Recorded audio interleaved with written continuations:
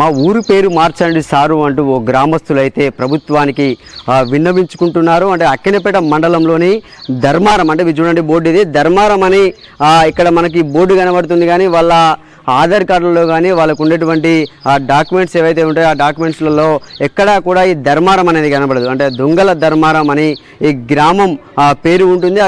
ఆ దొంగల ధర్మారం తీసేసి ధర్మారం గ్రామంగా మా పేరు మార్చాలంటూ కూడా అక్కినేపేట మండలం ధర్మారం గ్రామానికి సంబంధించిన గ్రామస్తులు అయితే ప్రభుత్వాన్ని అయితే విన్నవించుకుంటున్నారు. అంటే వాళ్ళు మాకు ఈ ఊరు పేరు మారిస్తేనే మాకు జర విలువగా ఉంటుందని కూడా గ్రామస్తులు అయితే ప్రభుత్వాన్ని విన్నవించుకుంటున్నారు. అప్పుడు ఆధార్ కార్డులో దొంగల ధర్మారం అని ఉన్నది. ఇప్పుడు ఏంది దొంగల ధర్మారం లేక ధర్మారమే ఓన్లీ పెట్టురు, లేకపోతే కూరగాయల ధర్మారం అని పెట్టారు, కొత్తిమీర ధర్మారం అని పెట్టుర్రు, లేకపోతే కానీ దొంగల ధర్మారం అని తీసేయరు, దొంగలని పెట్టకూర్రి, ధర్మారం అని పెట్టుర్రి.